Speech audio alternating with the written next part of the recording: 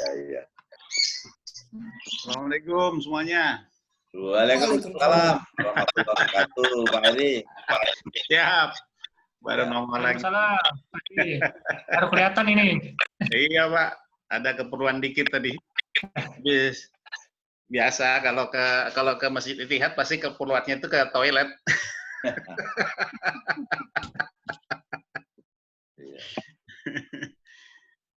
Ya, nggak terasa sudah hari ke-8 ya. 8, ya. 8. Tuh. Terasa emang. Tapi terasa lama kalau kita tetap di ini PSBB ini, aduh. Benar, kalau pas nggak ada aktivitas tuh emang rasanya juga, wah. Iya. Jenuh. Benar, Pak Bambang. Ini cuaca juga bagus hari ini kelihatannya. Ya, ya. Ini mohon izin Pak Heri, screen-nya saya pakai Pak Heri. Wah, mantap. Siap, Pak Bambang. Alhamdulillah. Tadi cari ya. Iya. Ini kalau menghilangkan orangnya tapi background-nya masih, caranya gimana ya? Di giniin ya? Orangnya pergi aja, Pak. Oh. Kabur. Kita pergi nih. Orangnya kabur aja. Oh, mantap. Iya. Pak Heri mau nanya, kalau kayak Pak Heri gitu, kan misalnya pada saat kita udah kajian mulai, terus kan ada gambar, foto Pak Heri itu kayak misalnya lagi sepeda motor atau apa, nah itu ya. Di settingan apa ya Pak? Maksudnya, langsung di gambar tampilan wajah kita, di ujungnya itu ada kayak titik 3 itu. Nah, Bapak di gambar kita, ya? Foto kita ada titik 3, klik, maaf. Stop video. Bukan, Pak. Dan ada mode, ada titik 3. Ya. Nah, di situ Bapak bisa lihat ada edit profile pictures. Ya, terus. Nah, udah cari foto yang bagus. Oh, gitu. Ya, di gambar kita ada, nah itu baru kita edit profile pictures, udah. Coba. Nah. Jadi pas di stop video yang nongol gambar kita gitu loh, kayak gini, Pak. Nah, kayak gini. Oh, gitu ya. Ya. Pak, kalau kita stop video, jadi foto kita aja yang nongol. Iya, Pak.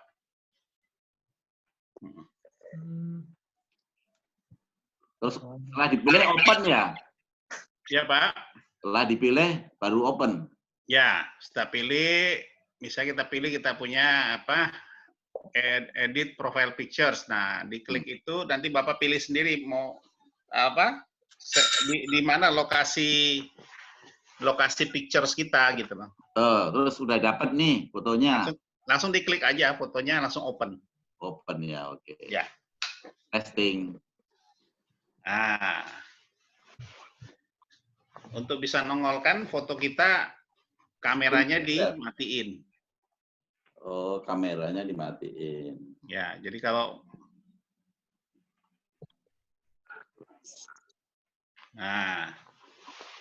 udah kelihatan ya?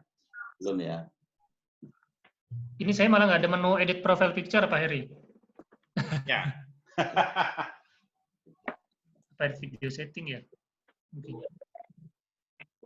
Baik. Titik 3. Ya. Bapak Ibu sekalian, baik kita udah masuk di jam 7. Oh iya, siap. Mungkin kita bisa mulai tausiah online-nya. Ya.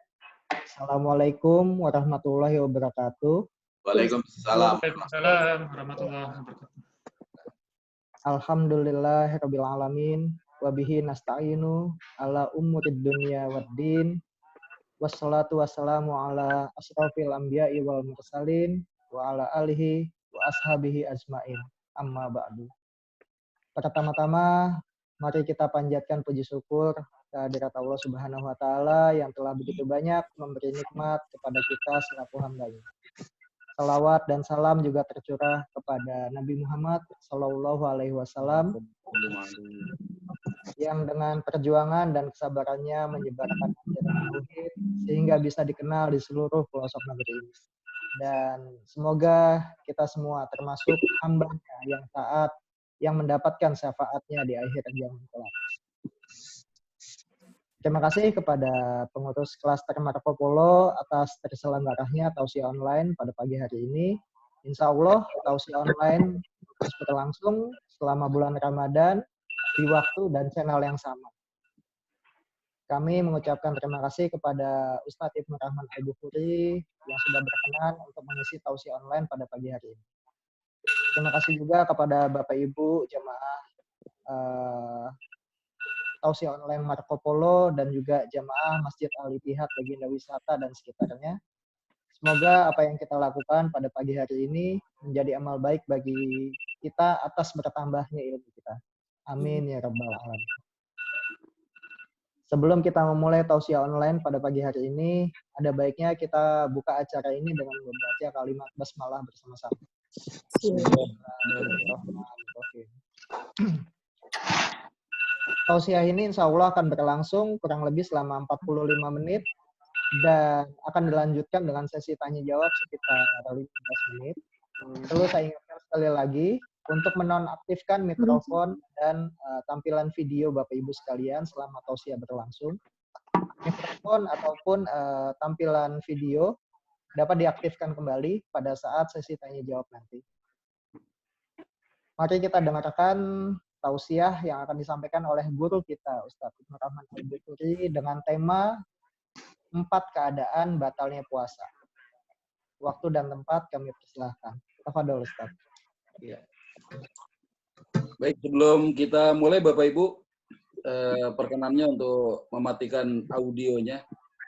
Semoga kita bisa fokus untuk bisa mendengarkan apa yang bisa disampaikan pada kesempatan hari ini, dan saya mendoakan buat antum yang berkenan untuk mematikan audionya, semoga Allah mudahkan urusan-urusannya insya Allah.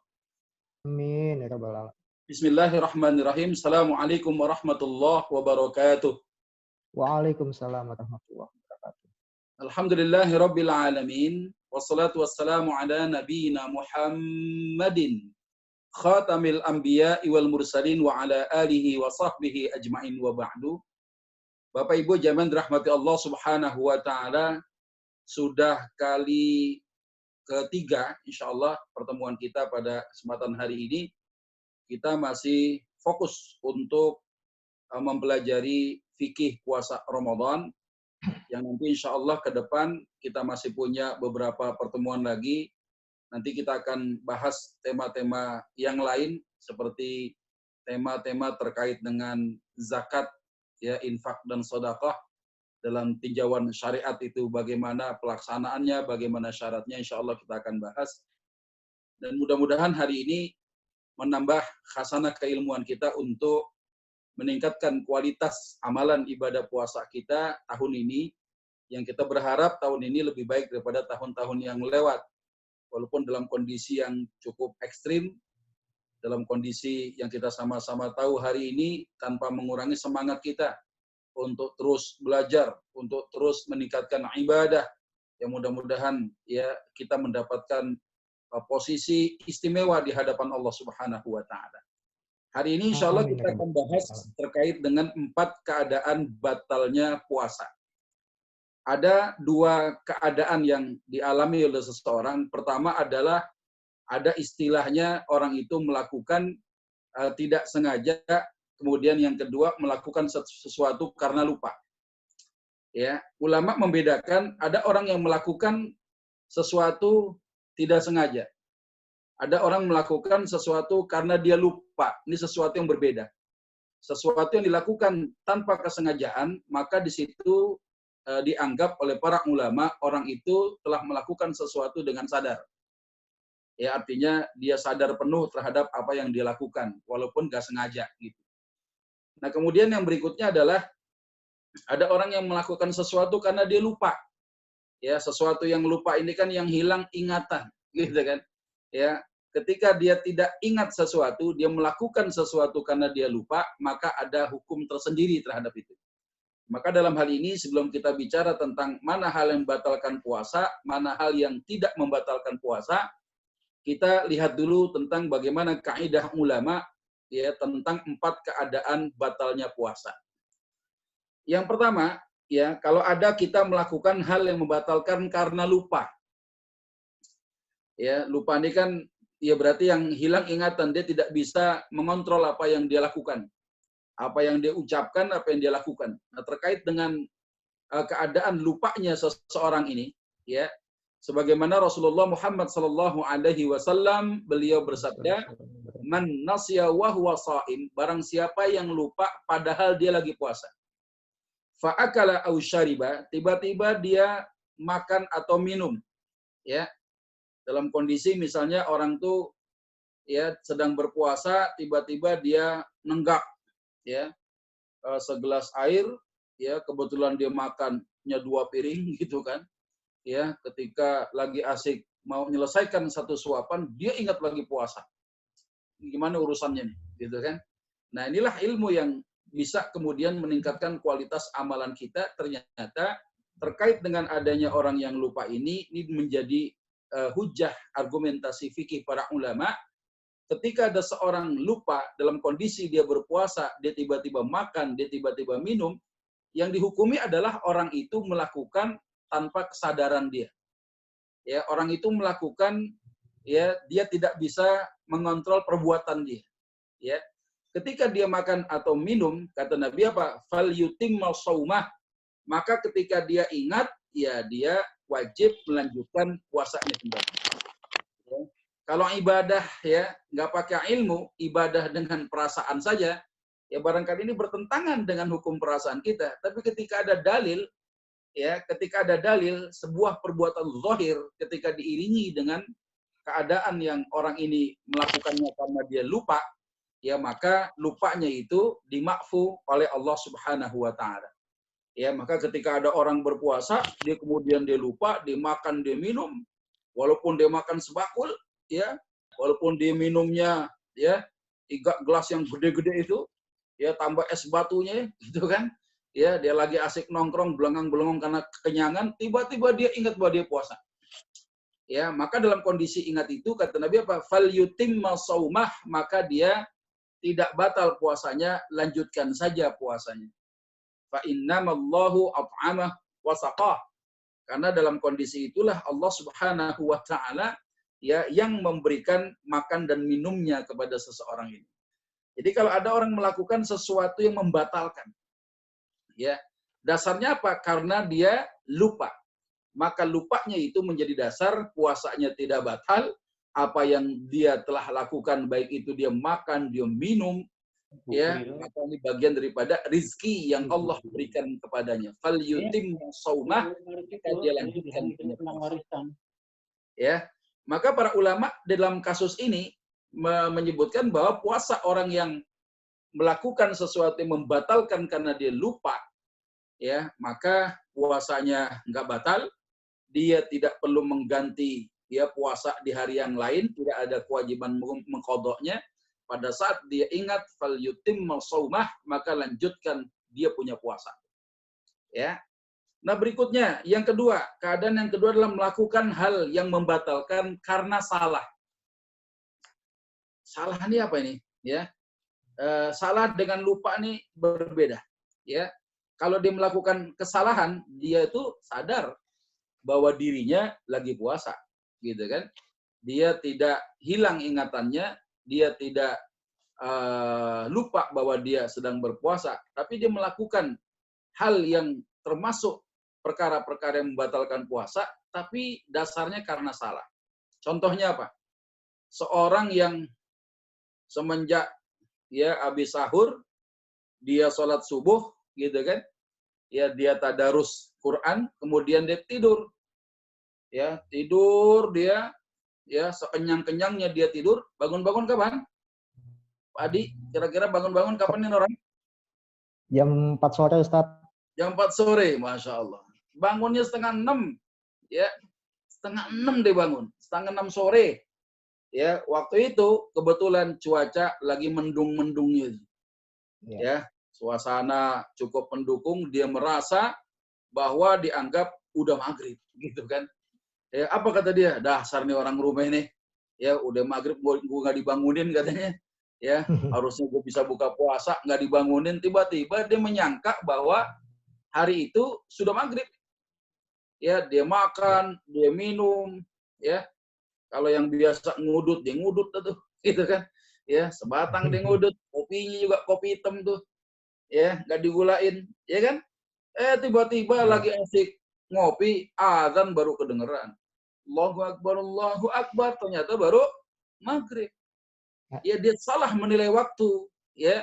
Maka ulama dalam hal ini menyatakan puasanya batal karena dia sengaja melakukan hal membatalkan puasa karena dia salah. Yang dinilai adalah bahwa dia sadar bahwa dia sedang puasa tapi melakukan sesuatu yang membatalkan puasa karena salah. Maka orang ini batal puasanya, ya, walaupun 10 menit lagi mau maghrib, gitu kan. Tiba-tiba dia main makan minum aja, dia pikir udah maghrib, ternyata 10 menit kemudian baru terdengar adzan maghrib. Hari terbenam sesuai dengan waktunya, dia salah menilainya, maka puasanya batal, dia wajib mengqadha puasanya di hari yang lain. Ya, ini saya yakin juga banyak nih di antara kita yang ngalamin model begini nih. Ya, apalagi bangun tiba-tiba mendung, ya, udah gitu ada iklan lagi kan, iklan yang kadang-kala ada iklan yang suaranya beduk, ya, beduk apa ya?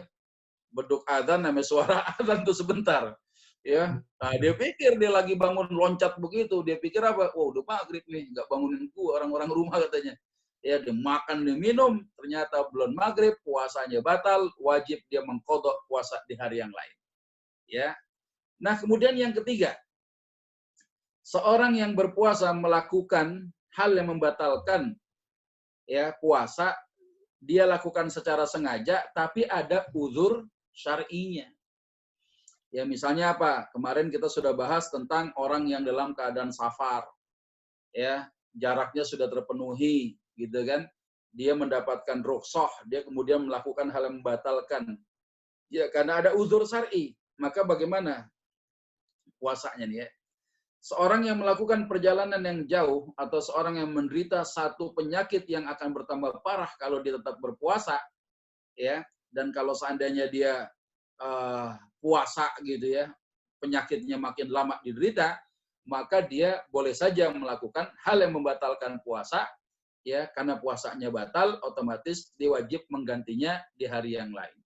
Jadi kalau ada orang yang melakukan dengan sengaja hal yang membatalkan puasa karena uzur syar'i, puasanya batal, dia wajib mengganti di hari yang lain. Itu ada kondisi yang ketiga, ketika seorang melakukan hal yang membatalkan karena sengaja, ya, akibat adanya apa? Ada uzur syar'i, ada hal yang menghalangi dia, ya, tidak bisa melakukan kewajiban secara sempurna karena ada uzur syar'i itu.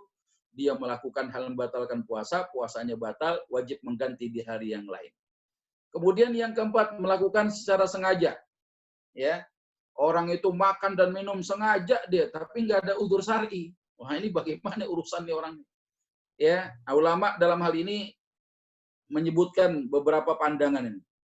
Seorang yang sengaja berniat untuk membatalkan puasanya tanpa adanya uzur yang syar'i, maka puasanya bukan hanya batal, tapi juga diwajibkan membayar kafarah. Ya, ada kafarahnya itu. Ya, kafarahnya bagaimana? Dia selain mengqadha puasanya, dia juga diwajibkan membayar fidyah itu. Ya, jadi kalau ada orang yang lagi puasa, tiba-tiba dia membatalkan puasanya, padahal nggak ada uzur. Ya, disengaja melakukan itu, nggak ada uzur syar'i, gitu ya. Maka puasa tidak hanya batal kata ulama Al-Malikiyah, tapi dia wajib juga bayar kifarah. Kifarah apa? Kifarah karena kemaksiatan yang dilakuin sama dia. Ya, kafarahnya dalam bentuk apa? Dia selain dia mengqadha puasanya, dia juga wajib membayar fidyah atas puasa yang ditinggalkan itu. Ya. Nah, sementara mazhab yang lain, ulama Al-Hanafiyah, ulama Asy-Syafi'iyah, ulama Al-Hanabilah, ya, pada umumnya menyatakan puasanya ya tetap batal, tapi tidak ada kafarah. Ya dia bermaksiat di hadapan Allah, berdosa juga dia hari itu. Ya maka semakin sempurna dosanya ketika dia meninggal dunia, hutang puasa dia tidak dibayarkan di hadapan Allah Subhanahu wa taala. Jadi ada dua pandangan ulama, ada orang yang puasa tapi kemudian membatalkan secara sengaja tanpa ada uzur syar'i, dia termasuk bermaksiat kepada Allah, kata ulama Al-Malikiyah, orang itu batal puasanya, dia wajib mengqadha puasanya ditambah ada kafarahnya. Apa kafarahnya? Dia bayar fidyah juga. Sementara jumhurul ulama menyatakan ya dia nggak wajib bayar kafarah itu, ya kifarah dengan kafarah ini sama itu. Ya tidak wajib bayar kifarah, ya tapi puasanya batal, dia hanya wajib mengganti puasanya saja. Ya di hari yang lain, ya. Dia yang jelas bermaksiat di hadapan Allah itu.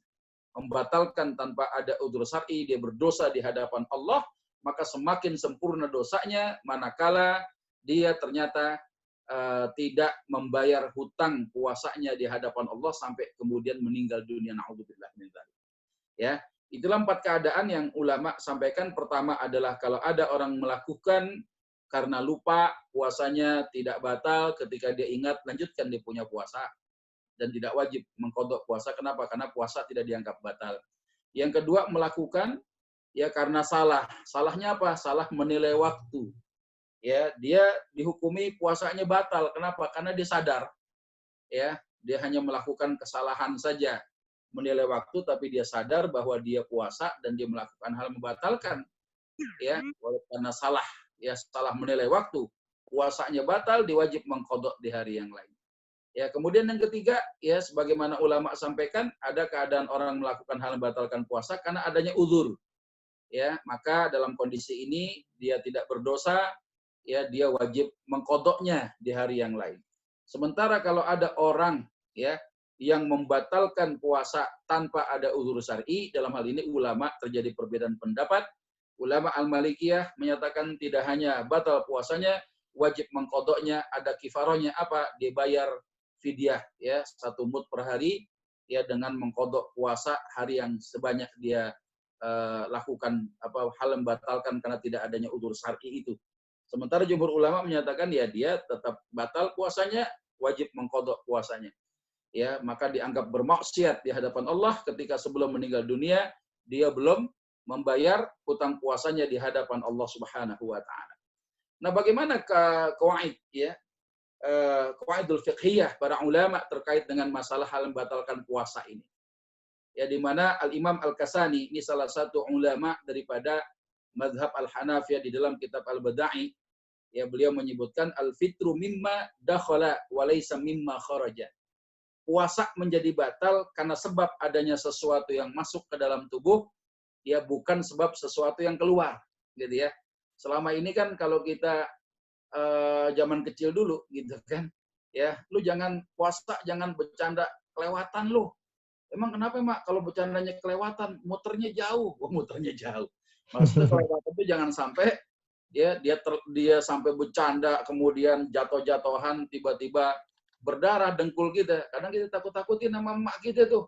Wah, berdarah lo, batal puasa lo kan gitu kan. Nah, ini kaidah nih, al-fitru mimma dakhala wa laysa mimma kharaja. Puasa menjadi batal karena sebab adanya sesuatu yang masuk ke dalam tubuh, bukan sebab sesuatu yang keluar dari tubuh itu. Ya, nah, ini tapi ada kasus tertentu ketika sesuatu yang ada di dalam dipaksa keluar. Nah, nanti ada orang yang muntah dengan sengaja itu. Ya, ada tenggorokan gatel gitu kan. Ya, dia tarik-tarik napas ya, pengennya tuh keluar itu yang bikin gatal reak sedikit, ternyata reak keluar sama teman-temannya. Wah, ternyata si reak ini ngajak temennya juga keluar. Ya, ini sengaja namanya, ya. Maka dalam kondisi sengaja itu puasanya bisa menjadi batal. Ini pertama al-fitru mimma dakhala wa laysa mimma kharaja.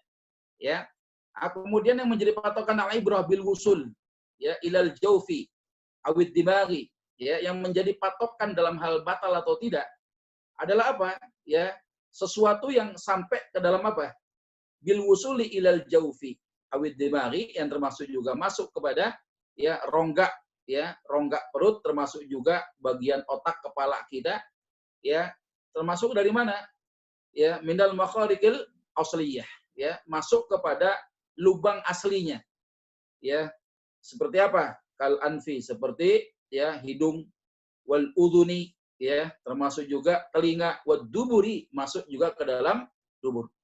Ya, jadi patokan orang yang disebut dengan hal yang membatalkan puasa itu ya adalah sampainya sesuatu ke dalam rongga perut atau otak melalui lubang aslinya.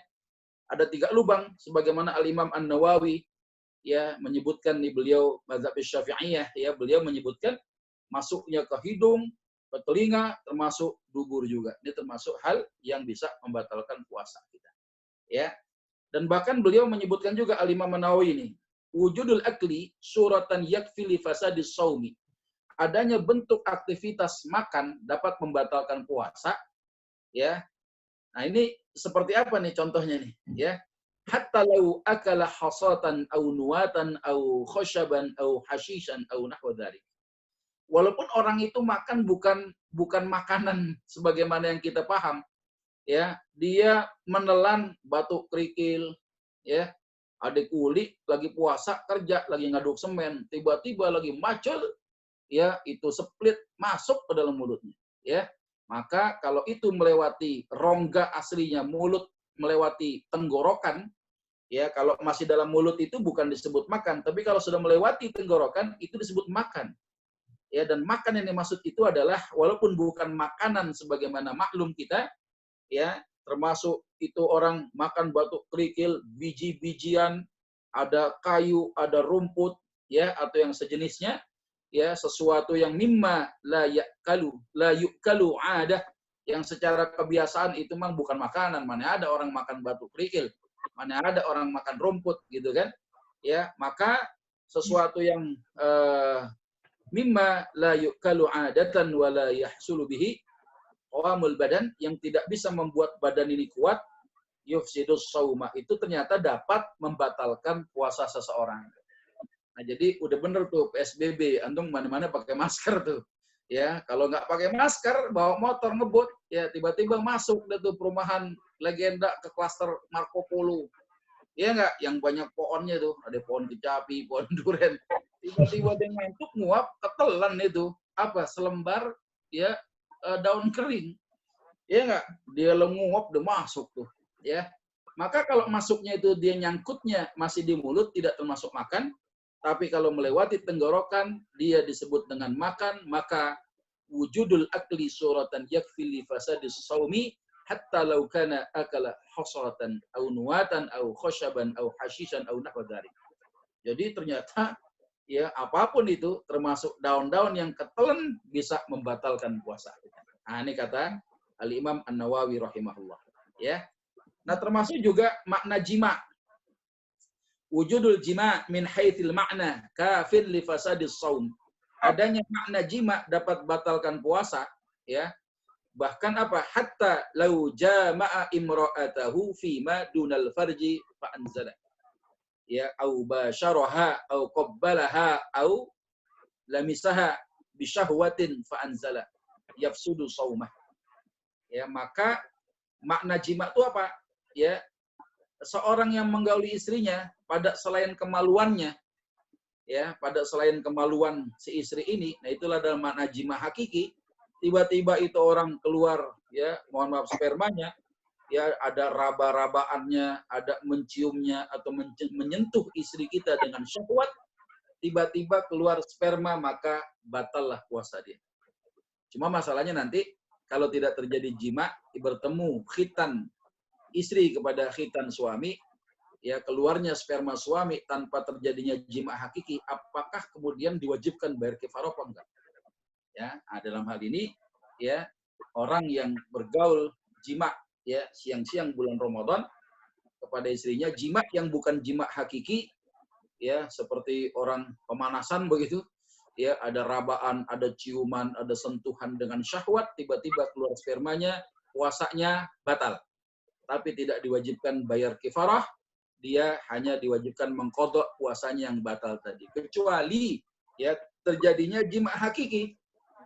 Ya, kecuali terjadinya jima hakiki. Yang dalam hal ini jima hakiki bagaimana ketemu khitan laki dengan khitan wanita istrinya, walaupun tidak sampai keluar sperma. Ah, itu bayangin.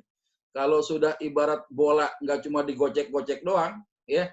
Kan kalau ada striker bawa bola, gocak-gocek, gocak-gocek, bukan itu. Tapi dia masukin bola ke gawang itu. Ya, sekalipun masukin bola ke gawang tidak keluar ya spermanya, maka dalam hal ini puasa dia batal, dia wajib bayar kafarah itu. Ya, dia minimal puasa 2 bulan berturut-turut. Siapa yang bayar puasanya? Hanya suaminya saja menurut pandangan ulama kebanyakan. Kenapa kok suaminya saja yang bayar kafarah 2 bulan berturut-turut? Ya, dalam hadis Nabi diceritakan seorang laki-laki mengadu kepada Rasulullah bahwa dia telah melakukan jima siang-siang di bulan Ramadan. Ya, Nabi sampaikan begini, dia nggak bisa, sampaikan begini, dia nggak bisa, sampaikan begitu, dia nggak bisa.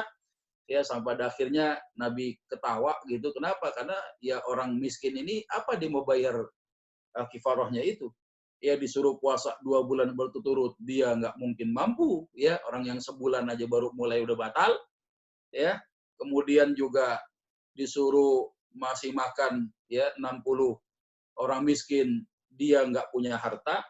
Tiba-tiba Rasulullah memberikan ya sewadah yang wadah berisi kurma ya untuk dibagikan kepada orang miskin di kampungnya. Dia bilang apa? Nggak ada orang paling miskin di kampung saya kecuali saya. Akhirnya Rasulullah sambil tertawa beliau menyatakan, ya udah kalau gitu tuh kurma bagi-bagi aja dah sama anak sama bini lu katanya. Ya.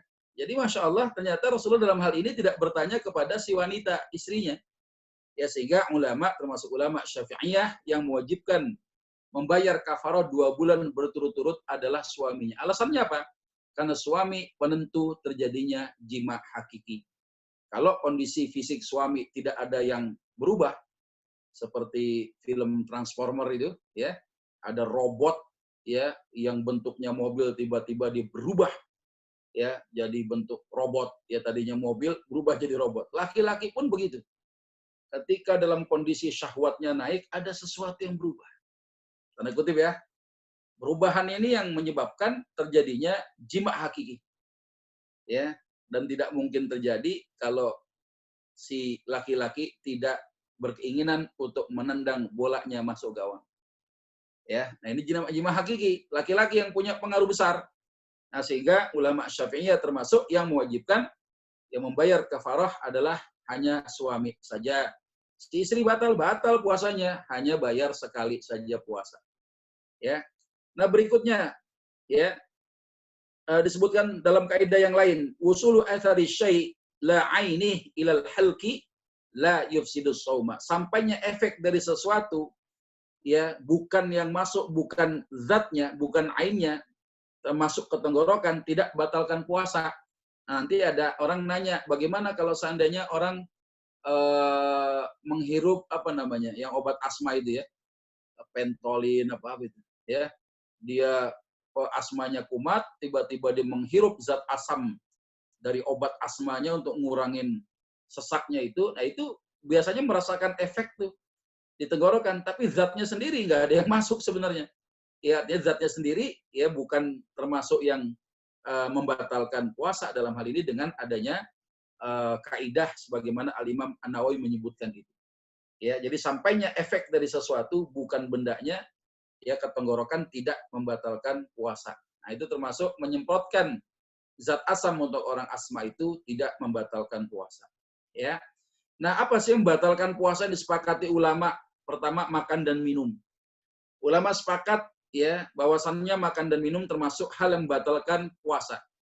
Ya, sebagaimana yang disebut dengan minum adalah menelan makanan atau minuman yang lewat tenggorokan. Jadi kalau ada orang sisa makan sahur, ya, ada sisa makan sahur rendang sejuring nyempil di gigi, ya, karena nyiwaknya kagak bersih, gitu kan? Lagi sholat tiba-tiba tuh lidah iseng. Kenapa? Sambil dengerin bacaan imam yang panjang, ya, dia iseng main-mainkan lidahnya, ngorek-ngorek yang nyempil-nyempil di gigi, tiba-tiba lepas tuh rendang sejuring dari giginya. Ya, sudah lepas, tidak hanya ngumpul di mulutnya tapi ketelan pada waktu itu, maka batallah puasa dia. Ya, berarti dia telah melakukan hal yang menyebabkan batalnya puasa itu. Ya. Jadi hati-hati sekali nih. Jadi yang disebut dengan makan adalah melewati tenggorokan. Yang masih di mulut bukan disebut makan. Makanya orang lagi puasa kumur-kumur itu boleh, ya, walaupun makruh. Ya, kumur-kumur itu boleh walaupun makruh. Makruhnya apa? Khawatir ada yang ketelan. Ya, dan itu tidak membatalkan puasa. Ya. Nah, kemudian ulama juga sampaikan yang ketelan tidak harus makanan. Tadi sudah saya sampaikan. Ya, sebagaimana Al-Imam An-Nawawi menyebutkan, ada orang nelen tanah, nelen batu, nelen pasir, kerikil, daun-daun, tiba-tiba mangap, kecoa masuk. Wah, kecoa kegedean. Ya, apa yang kecil-kecil, nyamuk gitu kan. Ya, tapi nyamuk ada yang gede tuh, mbahnya nyamuk gede juga. Ya, nyamuk kebon gede-gede juga tuh ya. Nah, ini kalau ada nyamuk orang ketelan, ya, dia masuk lewatin tenggorokan, ya walaupun nggak sengaja, ya, makan termasuk hal yang membatalkan puasa. Hati-hati itu, ya. Makanya bagus juga tuh PSBB itu dapat hikmah juga kemana-mana kita pakai masker tuh khawatir itu, ya. Nah kemudian yang masuk tidak harus makanan, gitu ya. Benda yang masuk ke dalam tubuh kita memang umumnya adalah nutrisi, ya. Namun yang masuk itu, ya hal tidak yang disebut hal batalkan itu tidak harus berupa makanan saja, ya bisa saja itu termasuk obat yang diasup lewat oral, ya misalnya ada obat yang masuk lewat hidung, ya, kemudian lewat mulut kita, termasuk lewat dubur. Ya, ada orang yang, mohon maaf ya, ada obat yang harus dimasukkan ke dalam dubur, itu termasuk kalau dia puasa, batal puasanya. Ya, nanti bedanya bagaimana kalau tidak lewat tiga lubang yang dimafhum oleh para ulama itu. Misalnya ada orang yang suntik obat, dia kudu disuntik nih, tapi itu obat, ya. Maka selama itu yang disuntik adalah obat, tidak membatalkan puasa dia. Tapi kalau yang disuntik adalah berupa nutrisi, makanan cair, cairan infus, dan sebagainya, sekalipun tidak lewat mulut, tidak lewat hidung, tidak lewat duburnya, maka dia termasuk hal membatalkan puasa. Hati-hati, ya, karena kriterianya sebagai makanan itu. Ya, jadi obat itu ya termasuk bukan termasuk makanan.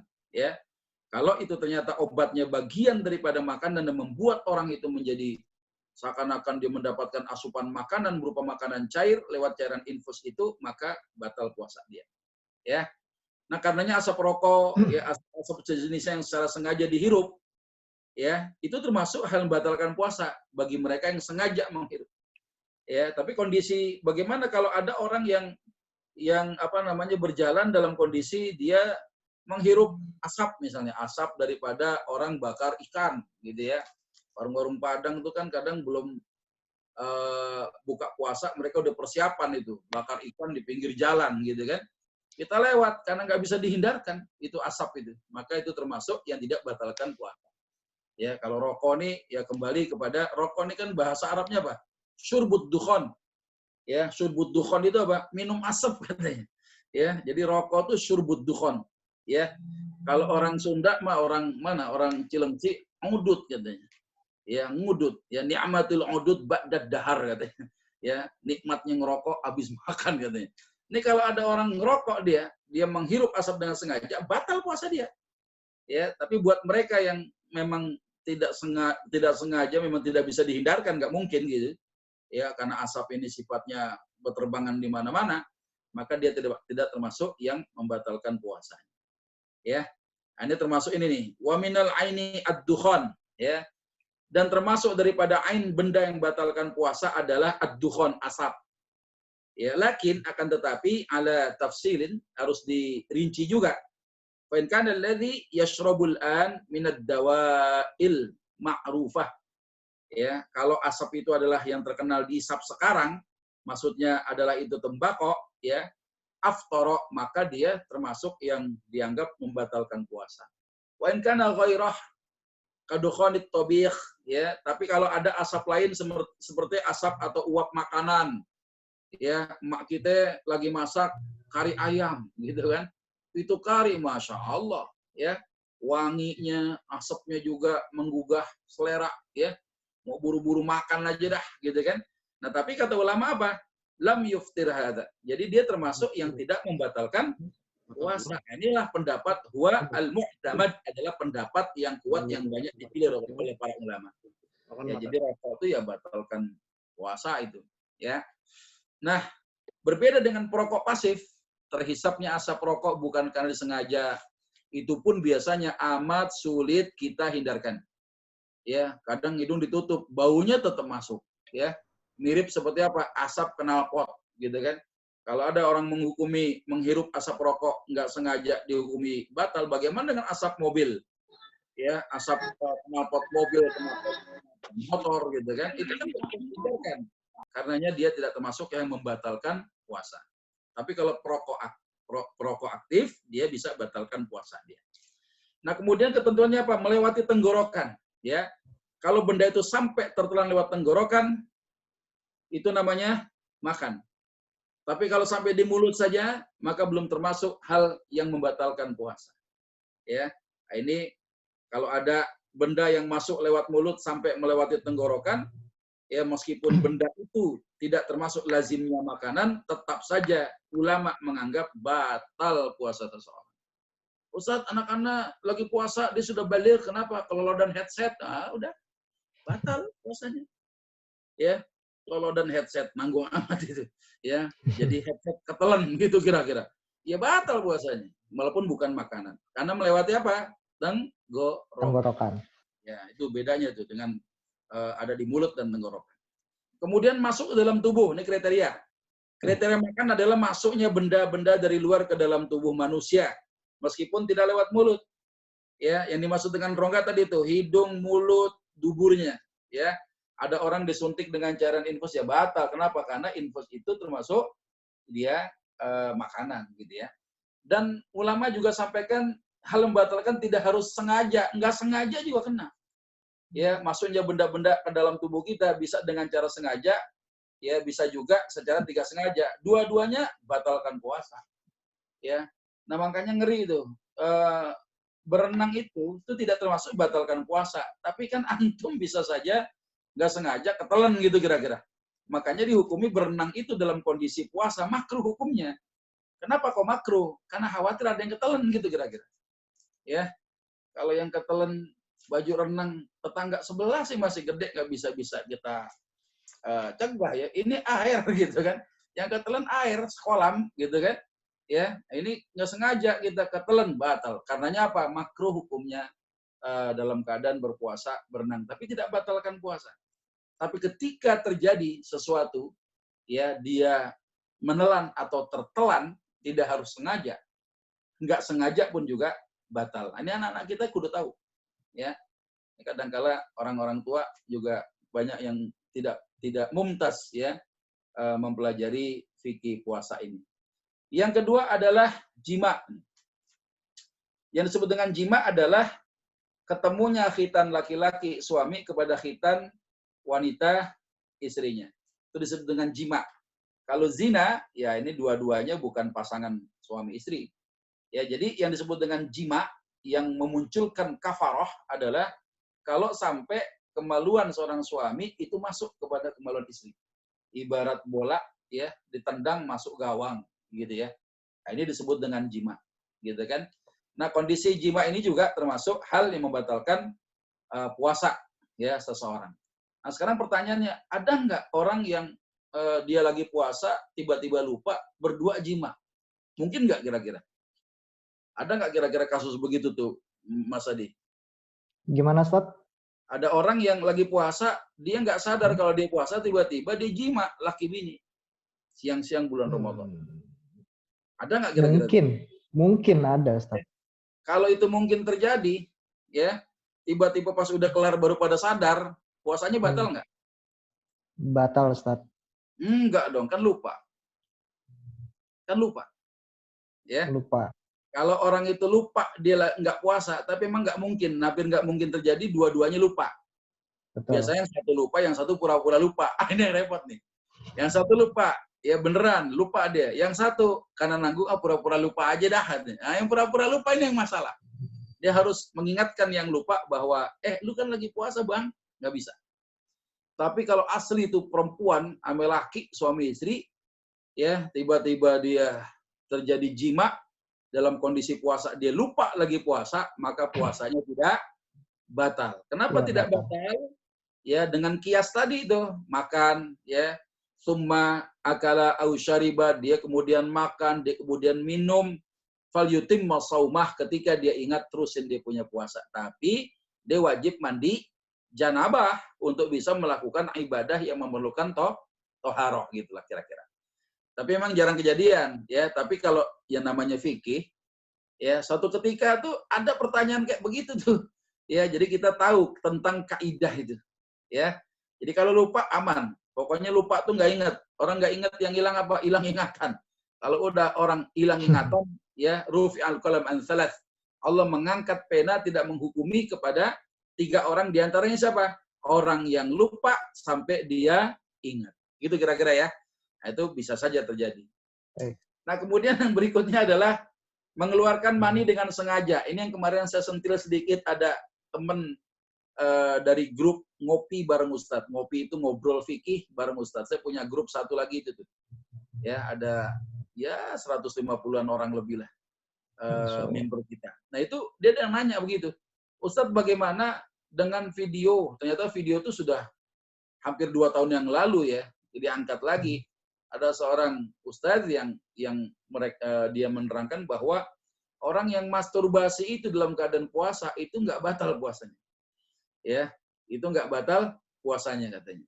Ya, ada perbedaan pendapat ulama, tapi yang diangkat pendapat ulama yang cuma sedikit. Sementara jumhurul ulama yang menyatakan ya, orang yang namanya puasa itu kan menahan 2 rongga.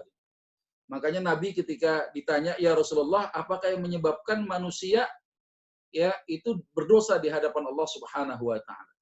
Kata Nabi, ada rongga manusia 2 al-ajwafani, ada 2 rongga di dalam tubuh manusia yang itu bisa menyebabkan manusia berdosa. Apa? Al-famu wal farju. Pertama adalah mulut, yang kedua kemaluan.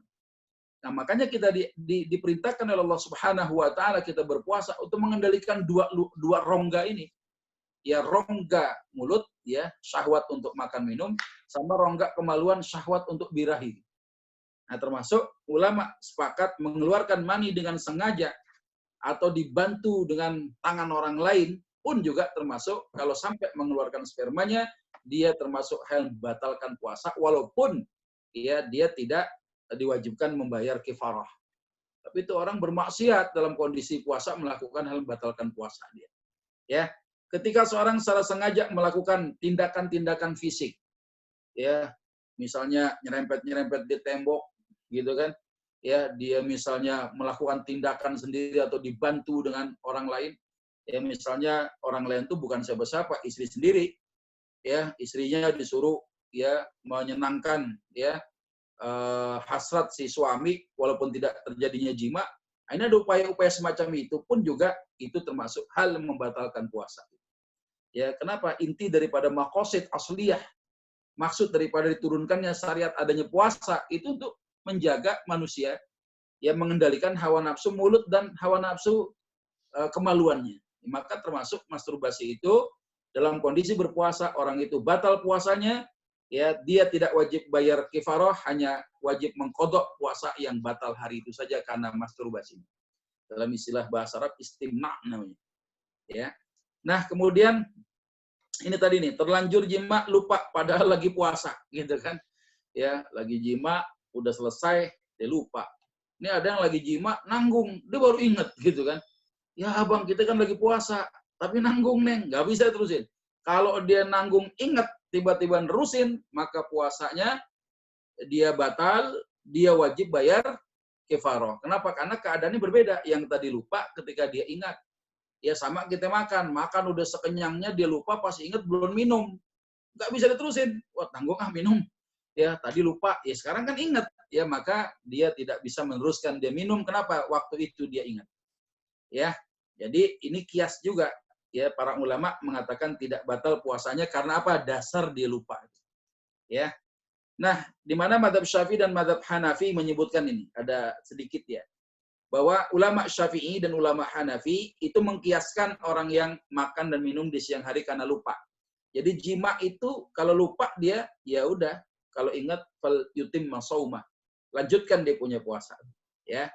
Nah, sementara ya ulama Maliki dan ulama Hambali agak sedikit berbeda. Mereka mengatakan bahwa meskipun lupa, namun kalau orang yang puasa itu melakukan hubungan suami istri di siang hari bulan Ramadan, tetap saja puasanya batal. Ya, karena orang lupa tuh sesaat, gitu kan? Ya, orang jima tuh nggak bisa sesaat, pasti nanti akan kembali. Nah, ini khawatir, nah, sehingga beliau lebih condong menyatakan orang yang jima tuh nggak mungkin lupa, kira-kira gitulah. Karena orang lupa tuh nggak bisa berjamaah. Masa lupa berjamaah, suaminya lupa, bininya lupa. Ya, kalaupun ada satu lupa, satu ingat, ingatkan. Kita lagi puasa, Bang, nggak boleh, Bang. Ya, harusnya begitu, ya.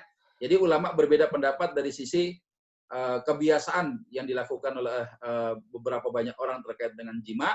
Ya, sementara di sisi yang lain ulama sampaikan ada hukum kias. Kalau emang itu orang benar-benar lupa, mau diapain lagi, emang dia lupa.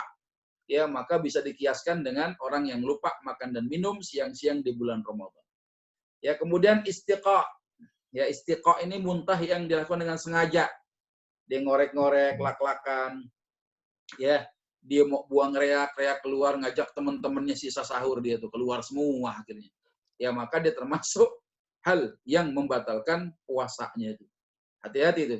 Man dzara'ahul qai falaisa alaihi qada wa man istaqa'a amdan falyaqdi. Orang yang muntah enggak perlu mengqada, ya. Tapi orang yang sengaja muntah wajib mengqada. Maksudnya orang yang tidak sengaja, ya, dia enggak sengaja muntah, misalnya apa? Ada orang mabok, ya, tapi maboknya mabok angkot. Ya, mabok angkot itu orang gak ketahan, ya. Naik mobil kalau udah bau solar gitu kan, bau keringat orang yang bukan keluarganya, wah, palanya puyeng 7 keliling.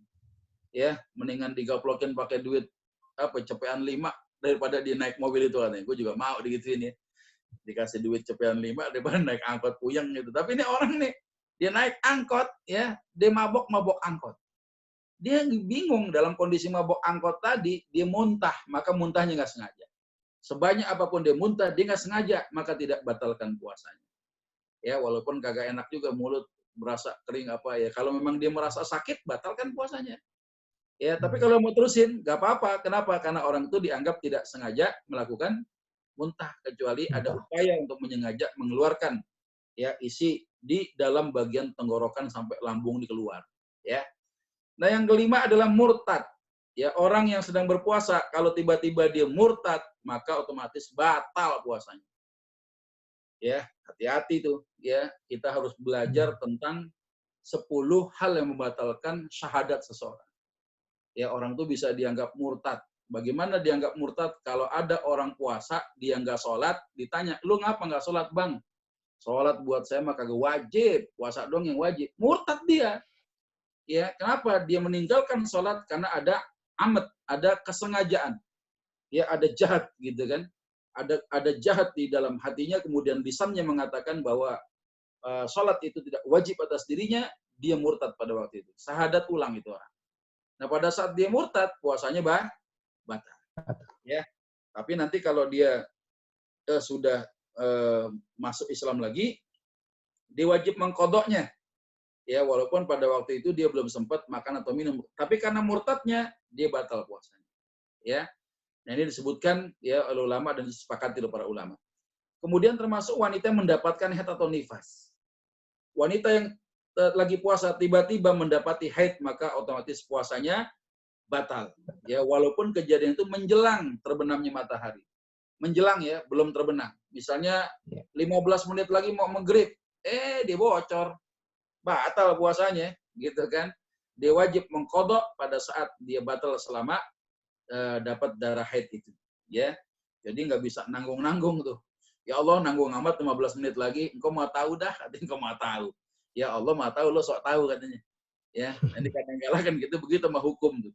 Ya, jadi 15 menit mau terbenam matahari, 10 menit mau menjelang terbenam matahari, tiba-tiba menstruasinya keluar, haidnya keluar, batal puasanya.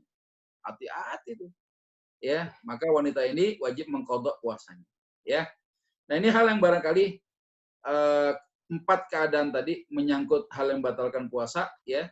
Ada 4 keadaan yang sudah saya sampaikan tadi, maka dalam hal ini ya ulama menyebutkan apa sih hal-hal yang membatalkan tuh kalau kita lakukan ya dalam kondisi yang ada uzur, dalam kondisi lupa, dalam kondisi salah, dalam kondisi tanpa ada uzur syar'i, maka 4 keadaan itu itulah hukum turunannya masing-masing. Itu saya rasa sebagai pengantar, kalau ada pertanyaan dipersilahkan. Baik, terima kasih kepada Ustadz Ibnu Rahman Al-Bukhari yang telah menyampaikan tausiahnya. Semoga bermanfaat dan menjadi tambahan ilmu buat kita semua. Selanjutnya kita buka sesi tanya jawab. Mungkin saya awali dulu. Ini kebetulan ada yang WhatsApp ke saya, Pak Ustadz. Iya.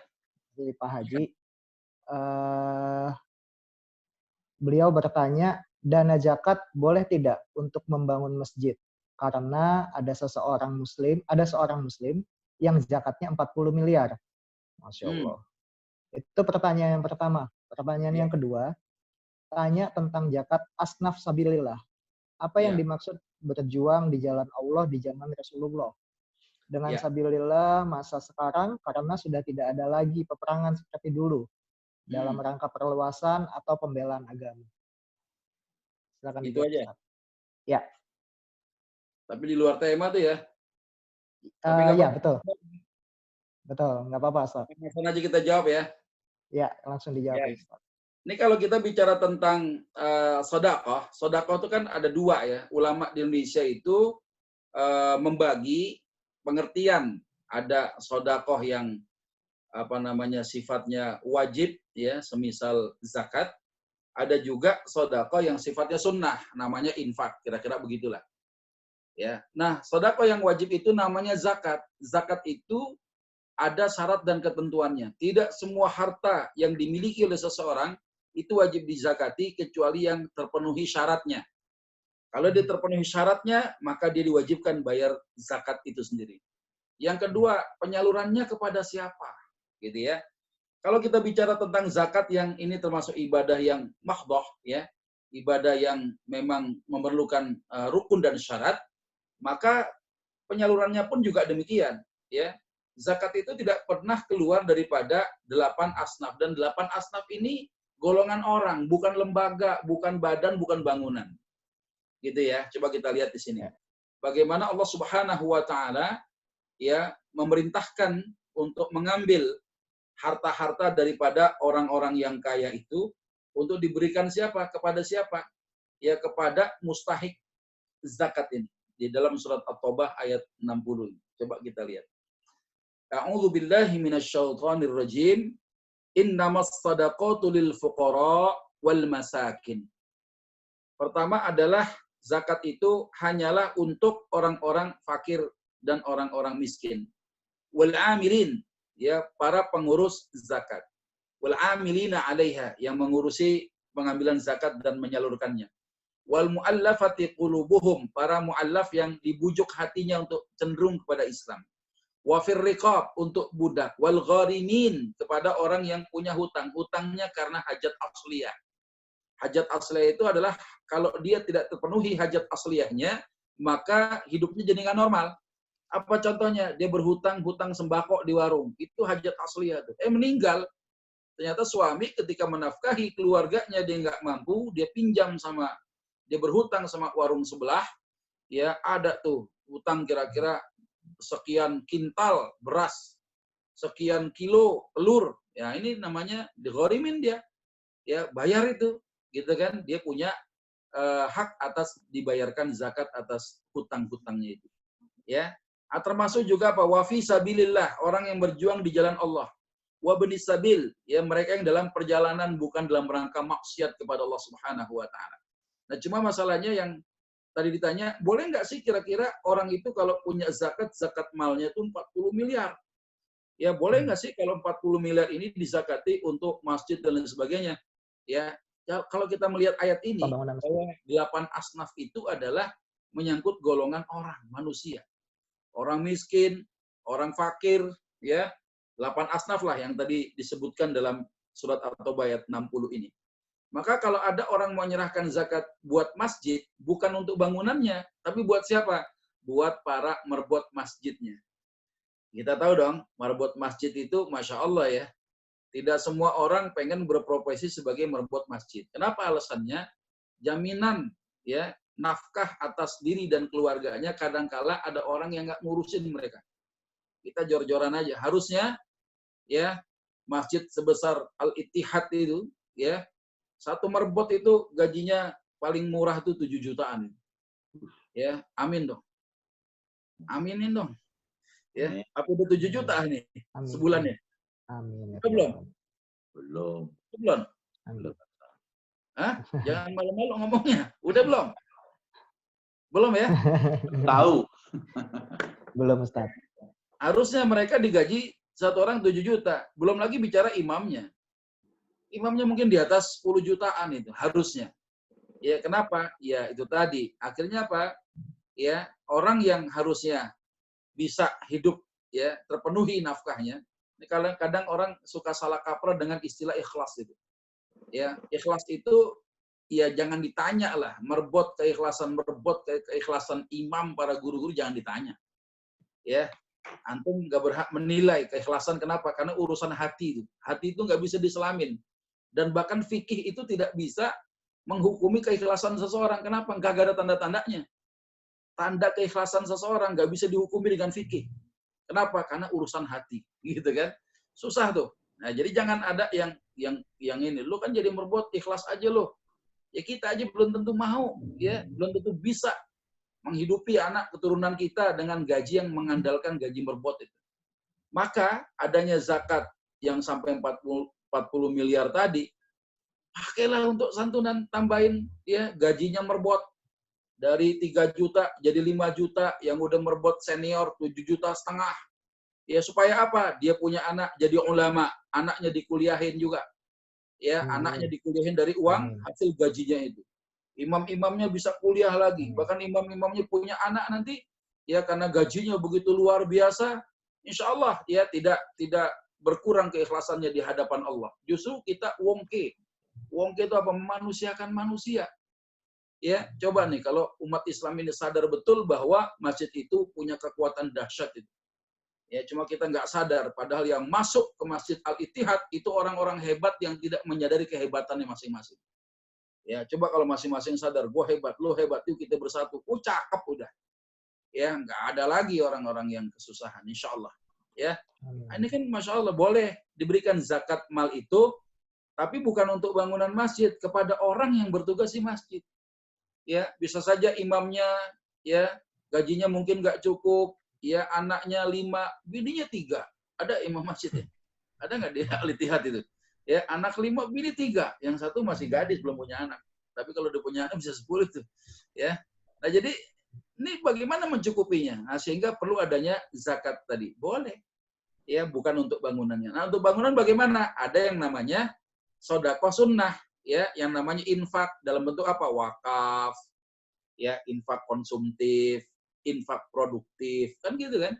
Nah, ini lain lagi ceritanya. Kalau zakat pure semuanya untuk mustahik. Itu ya, penanya ya. Yang nanya tadi ya dibacakan Pak Adi tadi. Nah, sekarang apa sih kriteria fisabilillah? Coba kita lihat, ya. Enaknya begini nih, kita bisa sharing-sharing kan, ya. Iya, betul, Ustaz. Jadi yang disebut dengan fisabilillah dulu itu adalah junudullah, tentara-tentaranya Allah.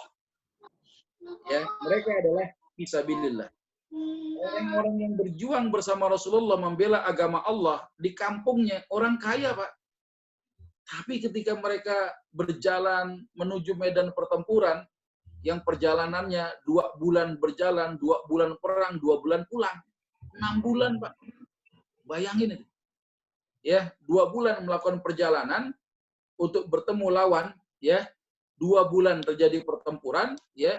2 bulan lagi kembali pulang. Nah, ini cuma Masya Allah. Jadi bagaimana dalam kondisi tentara-tentara Allah ini mengalami kesulitan, ya di tempat dia yang bukan tempat tinggalnya, maka dia berhak mendapatkan apa yang namanya zakat itu, walaupun di kampungnya dia orang kaya, gitu kan? Nah, sekarang siapa sih kriteria orang yang disebut dengan fisabilillah itu? Ya, memang tidak ada bandingannya orang yang berjihad di jalan Allah Subhanahu wa taala dengan mengangkat senjata membela agama Allah, nggak ada bandingnya. Nah, sekarang apakah bisa orang yang berjuang di jalan Allah, ada guru-guru kita yang mengajarkan agama? Bisa saja, tapi daerahnya yang mana dulu? Ya, ada satu daerah yang di situ mayoritas non-muslim. Mendirikan masjid aja susah, sekalinya ada yang ngurusin siapa? Ada salah satu orang ustadz yang dikirim untuk membina masjid di sana, dia tidak ada pekerjaan lain kecuali mengajarkan kepada masyarakat tentang agama ini. Tentang Islam didakwahi oleh mereka yang berdatangan ke masjid itu untuk belajar. Maka ini termasuk orang yang fisabilillah yang bisa mendapatkan zakat juga. Ya, nanti kadangkala kan kita tidak menyadari juga ada guru-guru yang memang tidak ada aktivitas lain, ya, supaya tidak terganggu dia mengajarnya itu, ya, berdakwah di jalan Allah sehingga tidak ada usaha yang lain kecuali mengajar dan mengajar itu. Maka bisa saja orang ini ya dianggap juga berjuang fisabilillah di jalan Allah Subhanahu wa taala. Walaupun kadarnya kadang tidak sama dengan mereka yang benar-benar berjuang di jalan Allah dengan kondisi tempat yang dia itu sebagai orang minoritas di antara mayoritas orang-orang non-muslim di sana. Ya, termasuk juga fisabilillah siapa? Kawan-kawan kita tuh yang jamaah tabligh gitu. Ya, yang mereka berusaha untuk menghidupkan ya kalimat thayyibah, ya, kalimatun sawa, la ilaha illallah Muhammadur Rasulullah, ya, ngajak orang untuk sholat berjamaah. Mereka mungkin kaya di tempat tinggalnya, tapi ketika mereka ke tempat orang lain untuk fisabilillah tadi, ya, dengan syarat-syarat yang begitu ketat, dengan SOP-nya yang begitu ketat, mereka meninggalkan ya anak, istri, keluarga mereka, perniagaan mereka, ya, walaupun di tempat asalnya dia kaya, di sana bisa saja di kekurangan, maka boleh saja dia bisa mendapatkan bagian daripada zakat yang kita keluarkan itu. Nah, ini penting supaya kita pahami, ya, ada memang beberapa definisi-definisi para ulama terkait dengan fisabilillah ini. Ya, bahkan orang yang menuntut ilmu saja, ya, itu kan jihadnya jihad kecil. Ya, guru-guru kita yang mengajar itu jihadnya jihad kecil juga fisabilillah. Walaupun tidak diukur sama sebagaimana ya orang-orang yang berjuang di jalan Allah Subhanahu wa taala. Walaupun ada perintah jihad untuk berjuang di jalan Allah, ternyata tidak semuanya kaum muslimin itu boleh ya ikut berperang bersama Rasulullah. Buktinya apa? Ada beberapa sahabat yang dibiarkan tinggal di tempat masing-masing untuk belajar agama. Supaya apa? Orang yang berperang yang nggak sempat belajar, pas pulang didakwahi sama orang yang belajar yang nggak ikut perang. Jadi sebenarnya sama-sama saja kondisinya. Jadi para pengajar kita insya Allah selama dia mengajarkan agama Allah, ya, dia tidak tidak mengejar dunia gitu kan. Dia tidak mencari dunia tapi benar-benar menghidupkan ya ilmu ini kan Allah Subhanahu wa taala. Ya, ibarat apa? Ada kan kiai 3 sebutan itu, ya. Pertama ada kiai sumur. Kiai sumur itu cirinya apa? Dia punya ilmu, orang berdatangan ke rumahnya, orang berdatangan ke pondok pesantrennya. Ya, saya belum sampai di situ. Kenapa? Pondok pesantren saya belum jadi.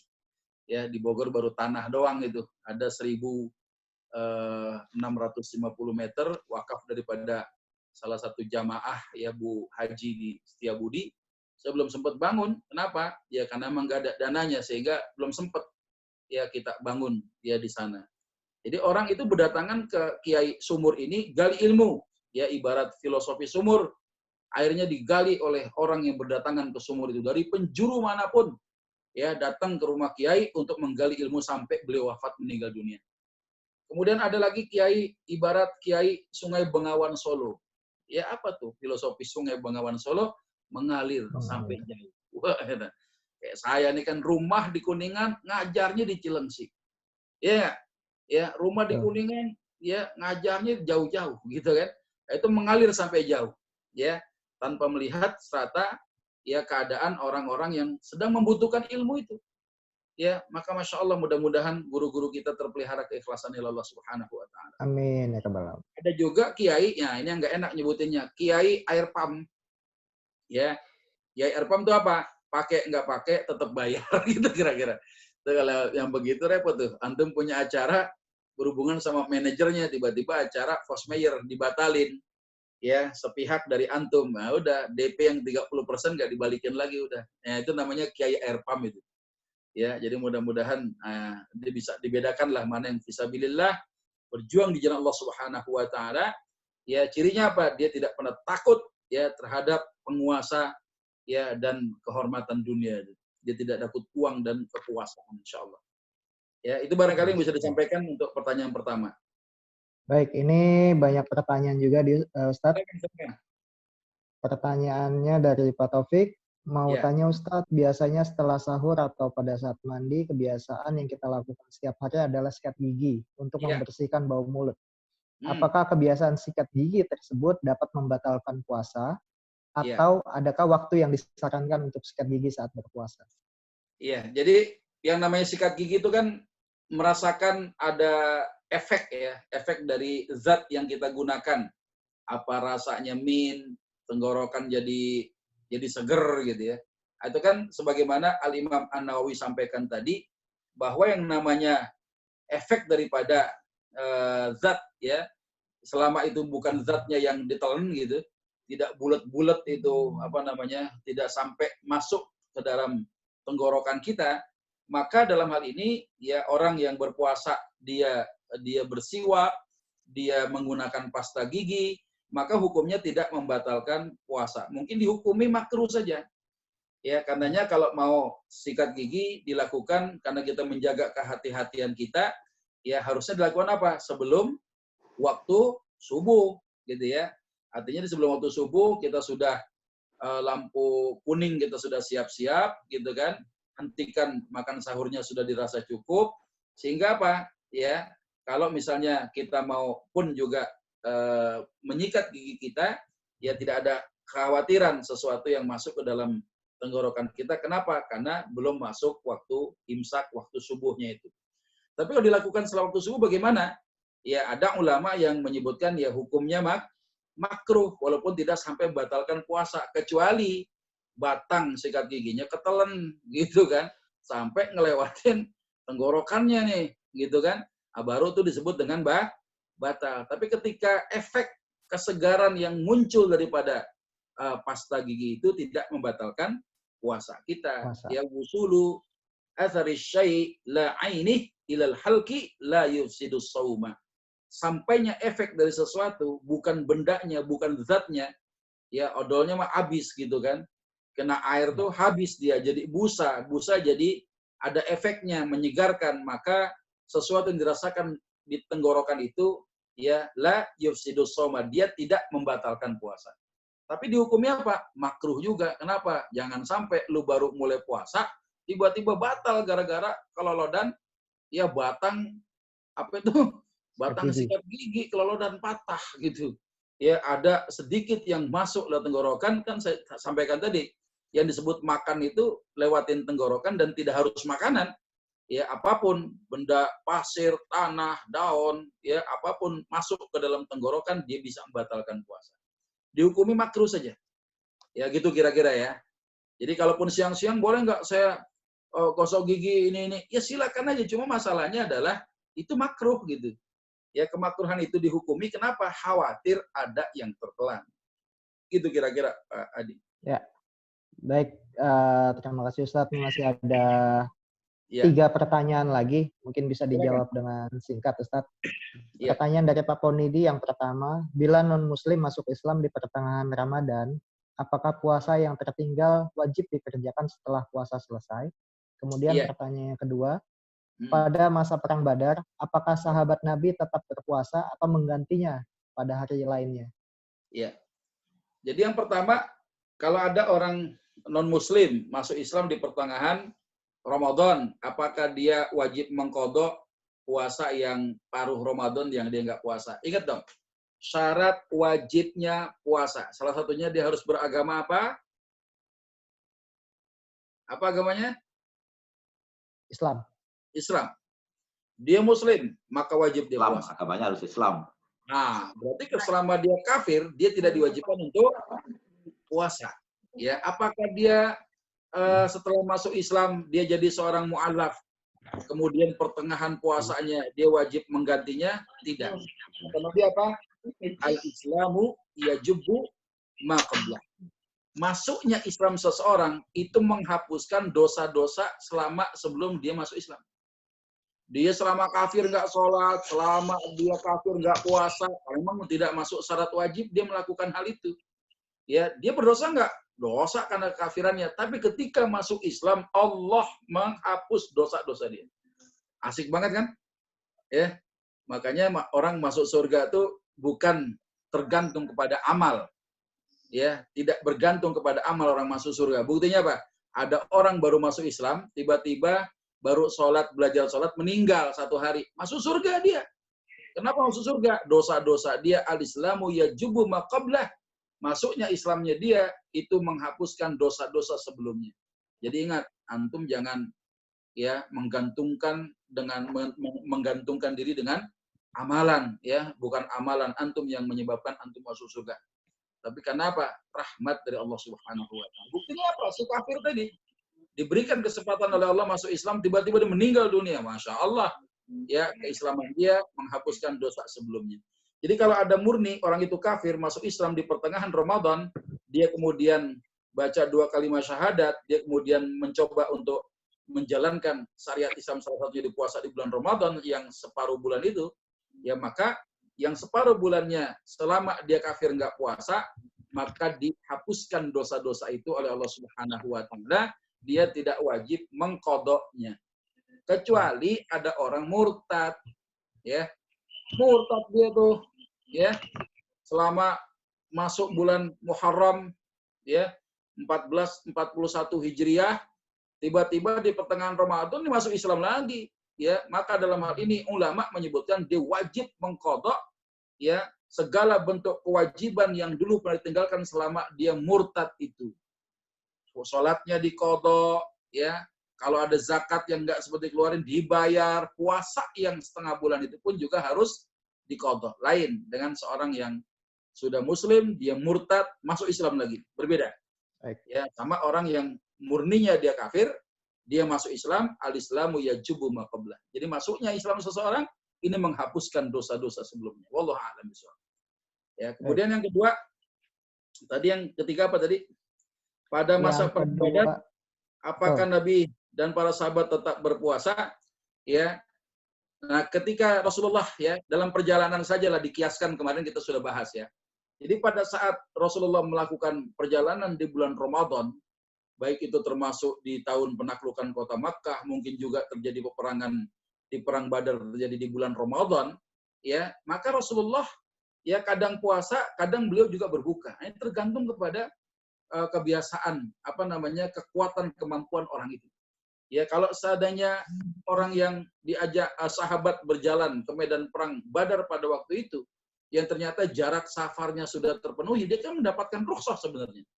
Ya, tapi dalam kondisi yang mendapatkan rukhsah ketika Rasulullah dan para sahabat tidak mengalami al-masyaqqah, maka diceritakan kadangkala ya Rasulullah SAW beliau tetap berpuasa, kadangkala beliau berbuka. Ya, kadangkala Rasulullah dalam perjalanan shoma wa aftara, kadang puasa, kadang berbuka. Sehingga Abdullah ibn Abbas radhiyallahu taala anhu mengatakan apa? Wa man syaa'a shoma wa man syaa'a aftara. Maka siapa yang mau puasa ya silakan puasa, siapa yang mau berbuka silakan berbuka. Jadi dalam kondisi peperangan itu, ya, udah bayangkan sholat saja pada waktu itu Rasulullah pernah tidak melakukan sholat zuhur, asar, maghrib dikerjakan di waktu isya. Karena uzur. Ya, apalagi bicara peperangan, silakan ada yang mau tetap berpuasa, puasa. Ya, ada yang mau berbuka pun juga ada rukhsah untuk itu. Itu kira-kira Pak. Nah, inilah kemudian yang menjadi kias, ya. Seorang yang bekerja pekerja berat, kerjanya di pelabuhan, ya, dia suka ngangkut kuli-kuli panggul. Kadang-kala ada orang kuproy, kuli-kuli proyek yang dia gali-gali jalanan itu sampai masukin kabel-kabel gedenya segede paha kita itu, ya. Dan itu terjadi kalau dia lagi puasa gitu kan. Ya memang dia diwajibkan berpuasa pada waktu itu, tapi ketika nanti merasakan al-masyaqqah, ya, haus dan lapar yang mencekik leher dan membuat perut mual, hampir pingsan mau mati, maka itu uzur syar'i yang membolehkan orang itu boleh buka puasa. Nah, termasuk dalam peperangan itu. Sebagian sahabat ada yang tetap puasa, sebagian juga sahabat ada yang tetap ya mengambil rukshah, bisa berbuka, itu punya dalil tersendiri. Itu kira-kira. Baik. Baik, ini masih ada beberapa pertanyaan Pak Ustadz, tapi mohon Pak Ustadz masih bisa lanjut waktunya? Silakan, saya free kok. Oke, baik. Mungkin bisa dijawab dengan singkat beberapa pertanyaannya, Ustadz. Ada pertanyaan dari Pak Satria, bisakah kita memberikan zakat langsung tanpa melalui masjid? Boleh nggak gitu ya? Ya. Kalau kita ngikutin sunnah, di masa Nabi, para sahabat itu ada orang-orang yang ditugasi sebagai amil. Amil itu petugas negara. Petugas negara yang diangkat oleh negara itu bertugas sepanjang tahun, bukan cuma mau Ramadan doang. Kadang-kala amil yang dibentuk oleh masjid itu amil mendadak amil. Itu dulu ada film tuh mendadak dangdut, sekarang mendadak amil. Ya, rapat bikin panitia jadi amil-amilan, gitu kan? Ketika dibagi zakat diambil bagian yang 1/8. Ini kan sebenarnya ya antara fungsi dan bagiannya tuh kadang-kala tidak sesuai, ya, sesuai dengan peruntukan, maksudnya begitu. Nah, jadi amil di masa Rasulullah adalah petugas yang berkeliling untuk mengambil harta-harta orang kaya untuk mereka bisa menyetorkan zakat-zakatnya kepada si amil ini. Jadi amil itu punya otoritas. Bahkan dia bisa nangkepin orang yang nggak mau bayar zakat.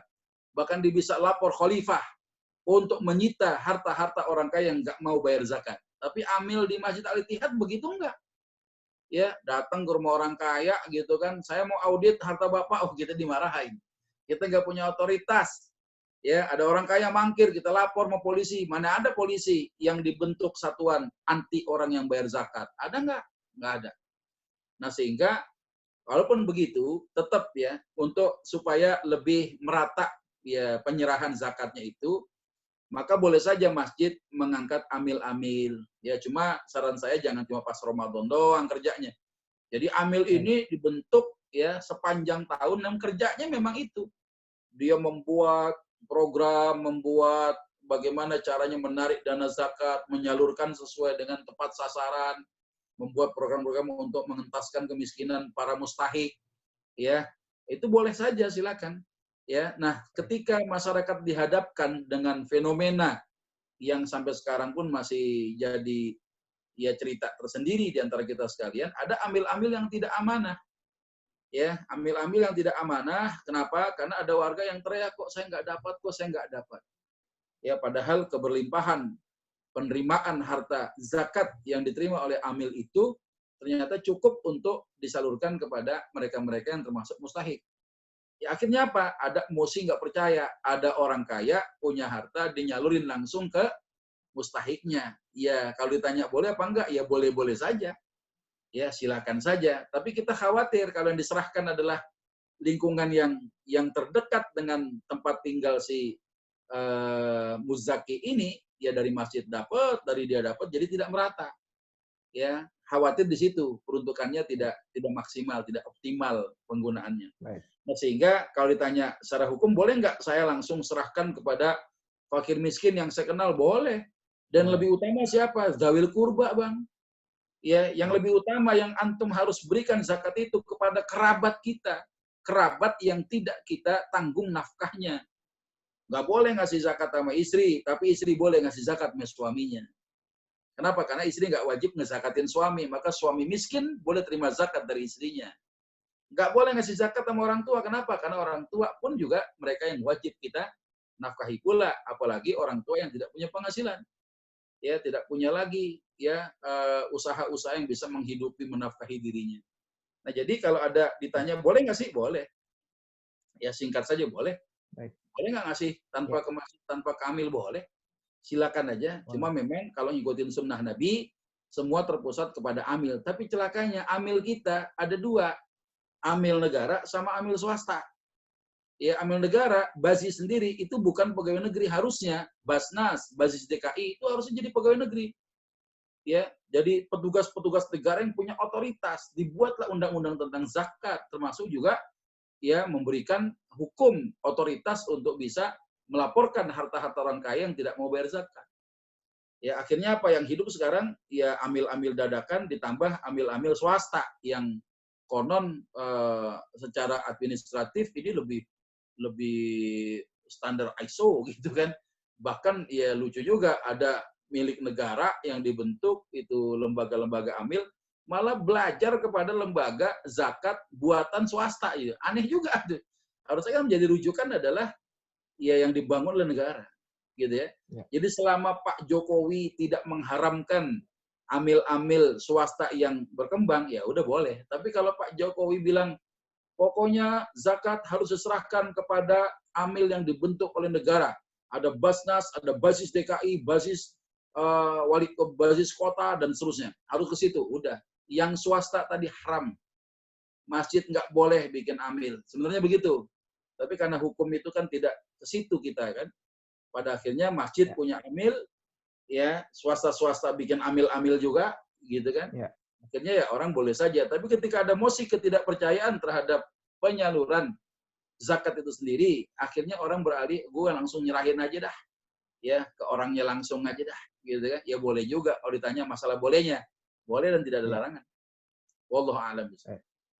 Baik, ini ada satu pertanyaan terakhir, mungkin di luar tema nih Ustadz, tentang sholat Jumat. Ya. Jadi sholat Jumat ini kan berdasarkan fatwa MUI diganti dengan sholat zuhur. Pertanyaannya, berapa lama diperbolehkan? Apakah sudah 2 bulan ini dan mungkin masih belum tahu sampai kapan, apakah masih boleh tidak Jumatan? Iya, jadi ini juga penting ya bahwa ibadah bukan hanya bicara semangat dan perasaan doang. Tapi harus ada ilmu. Sehingga dengan ilmu itu ibadah kita bisa berkualitas. Nah, ketakutan antum saya juga ngerasain. Tapi karena adanya ilmu jadi kagak takut lagi. Nggak takut berbuat dosa maksudnya. Jadi nggak takut dianggap berbuat dosa. Pada saat misalnya kita membaca salah satu hadis, mungkin ada matan yang jadi lafaz yang antum lupa kebaca. Kama qala Rasulullah sallallahu alaihi wasallam, man tarakal jum'ah, barang siapa yang meninggalkan salat Jumat dengan sengaja, ya, salat marrat, dia meninggalkan 3 kali berturut-turut salat Jumat nggak dikerjain, ya, ada lafaznya menyebutkan apa? Tahawunan biha. Itu karena dasar meremehkan salat Jumat itu. Sekarang antum dianggap ngeremehin nggak sholat Jumat? Kan tidak. Kita tidak bisa melakukan sholat Jumat karena ada uzur syar'i. Ya, uzur syar'inya nggak tanggung-tanggung, ekstrim, dan itu pandemi seluruh dunia. Dan penularannya juga luar biasa. Segitu banyak wabah di masa Nabi dan masa sahabat, berbeda dengan wabah yang dialami sekarang. Sekalipun virus corona ini punya kelemahan, dia nggak bisa terbang ke tempat satu ke tempat yang lain. Tapi dengan adanya kontak fisik itulah yang menyebabkan adanya penularan ya virus corona ini. Dan kemudian ulama khawatir, resah. Ya, kalau umat Islam banyak yang sakit, banyak yang meninggal dunia, ini gimana urusannya nih? Oh, ternyata berdasarkan para ahli disebutkan jangan adanya kerumunan. Dan kerumunan itu terjadi tidak hanya di pasar-pasar, di jalan-jalan, termasuk juga adanya sholat berjamaah di masjid-masjid. Apalagi masjidnya masjid jami', masjid yang siapa saja orang boleh sholat di situ. Kita nggak punya alat untuk mendeteksi orang yang kena COVID yang mana, yang negatif yang mana. Kecuali kita punya alat untuk bisa mendeteksi kacamata gitu, kacamata X-ray yang bisa ngelihat, oh ada positif nih, warnanya merah palanya, misal. Oh ini kena nih positif, jangan masuk. Misalnya begitu ya. Nah kita nggak punya alat itu. Dan kita nggak bisa menjamin orang itu apakah imunnya bagus atau tidak. Antum sehat, tapi bawa virus. Ya, datang ke masjid, antumnya sehat, tapi berhadapan dengan Pak Haji yang sudah lanjut usia, yang udah punya sakit bawaan, yang imunnya lemah, tiba-tiba karena rasa hormat antum kepada si haji yang sudah lanjut usia ini, antum salaman. Ya, antum biasa peluk-peluk sebagaimana seorang muslim ketemu dengan muslim. Ya, kita nggak sadar telah menzolimi ya kawan kita. Yang jadi serigala bukan orang lain, kita sendiri. Ya, kadangkala yang jadi serigala bukan serigala beneran, kita nih serigala buat sesama kita. Karenanya walaupun tidak sholat Jumat, ya ulama fatwakan, dan fatwa ulama buat orang awam jadi dalil. Ya, kalau nggak ada fatwa ulama kita masih ragu. Sekarang udah ada fatwa aja, kita masih ragu juga. Yang lo mau dengerin siapa lagi? Siapa lagi yang lo mau dengerin? Gitu kan? Ulama gak cuma di Indonesia, seluruh ulama yang ada di belahan negeri manapun, ya memfatwakan hal yang sama. Kenapa? Tahu betul. Jadi ulama nggak main-main. Ya, ketika menggelontorkan satu fatwa, ya itu ada ahli-ahlinya di komisi fatwa, nggak sembarangan, tidak dengan hawa nafsunya insya Allah. Ya, nah ketika antum saya takut nih udah nggak sholat Jumat 3 kali betul, bahkan sekarang udah terhitung 2 bulan, ya antum yang resah jadi makmum, saya juga resah nggak naik-naik di mimbar ini, ya nggak khotib-khotib di mimbar, ya kan? Saya jadi khotibnya malah, ini gimana urusannya nih, ya? Sholat Jumat kalau nggak ada khotibnya kan nggak sah sholat Jumatnya. Sayanya nggak mau mampir ke masjid untuk sholat Jumat. Ya, apalagi antum yang jadi makmumnya resah, apalagi khotibnya. Ya, cuma masalahnya dengan adanya ilmu kita jadi tahu. Ya, ketika bicara tentang uzur karena tidak sholat Jumat, apakah dihukumi kita seperti orang munafik? Sama seperti orang fasik yang ditutup hatinya oleh Allah? Enggak. Man tarakal jum'ah salata marrat tahawunan biha. Barang siapa yang meninggalkan sholat Jumat 3 kali berturut-turut karena meremehkan sholat Jumat itu. Tukang ojek disuruh Jumatan. Weh, Kang ojek, kita Jumatan yuk. Waduh, tanggung bang. Lagi jam sibuk nih. Ya, aneh mau nganterin lagi nih penumpang, tanggung. Bayarannya gede. Nah, meremehkan dia, dosa dia. Ya, ada orang yang lagi macul di sawah. Petani, kita sholat Jumat. Aduh, tanggung nih. Lagi nandur, tanggung. Misalnya begitu ya. Ya, nah ini kalau dia begitu meremehkan dengan urusan dunia, maka dia kena sampai 3 kali melakukan itu, ya taballahu ala qalbih, maka Allah menutup hatinya. Saya menutup hatinya, mereka orang fasik, ya yang dibutakan oleh Allah akan kebenaran. Dia tahu kebenaran tapi tidak melakukan kebenaran itu sendiri. Jadi antum gak usah khawatir, kita tidak usah khawatir, kita bukanlah termasuk orang-orang yang meremehkan pelaksanaan sholat Jumat. Jadi tenang saja. Ya, ketika ada orang terhalang dari sesuatu kewajiban itu, ya maka yang menghalangi tadi kita nggak melakukan, itu namanya udzur syar'i, tapi ada solusinya, ya kewajibannya nggak hilang, tetap diganti dengan sholat zuhur, gitu kira-kira. Ya mudah-mudahan bisa mencerahkanlah hati kita. Baik, alhamdulillahirabbil alamin. Terima kasih Ustadz atas tausiah online-nya pada pagi hari ini. Sebelum menutup tausiah online pada pagi hari ini, kami mohon kesediaannya kepada Ustadz untuk memimpin doa untuk kita semua, Ustadz. Baik, kita buka awali dengan membaca suratul Fatihah. Semoga dengan pembacaan suratul Fatihah, Nabi sampaikan, aku tidak mengatakan alif lam mim itu satu, tapi alif satu lam satu mim satu. Barang siapa yang membacanya diganti oleh Allah pahala asyru amsalihah, 10 kali kebaikan tiap hurufnya. Kita berharap bahwa bacaan Fatihah nanti kita baca adalah amal ibadah. Yang dengan amal ibadah ini menjadi wasilah menghantarkan doa kita kepada Allah Subhanahu wa taala. Di antaranya apa? Semoga Allah Subhanahu wa taala senantiasa menjaga ya kesehatan diri dan keluarga kita, sehingga mudah-mudahan kita bisa menyelesaikan ujian yang Allah tetapkan atas kita. Ya, lebih-lebih kita masuk kepada bulan Ramadan. Semoga Allah sampaikan ya ibadah Ramadan ini pada waktunya, dan kita bisa mengambil kesunahan-kesunahan untuk menyempurnakan pahala daripada ibadah puasa Ramadan kita.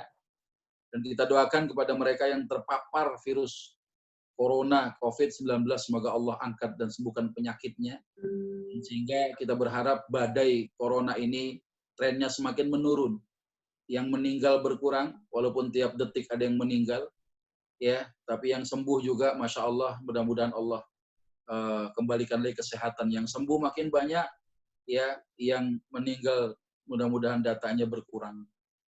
Ya, dan kita berharap pada Allah Subhanahu wa taala, semoga para ulama kita, pemerintah kita, baik dari pusat maupun di daerah, ya termasuk juga ya pengurus-pengurus wilayah RT RW diberikan kekuatan oleh Allah Subhanahu wa taala.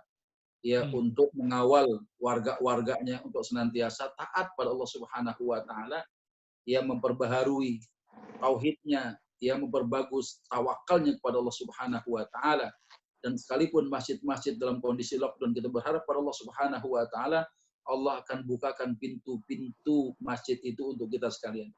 Karena orang-orang yang cenderung hatinya kepada masjid, insya Allah dicenderungkan hatinya, maka Allah Subhanahu wa taala berikan kemudahan ya kepada mereka yang senantiasa ingin berjumpa dengan Allah Subhanahu wa taala.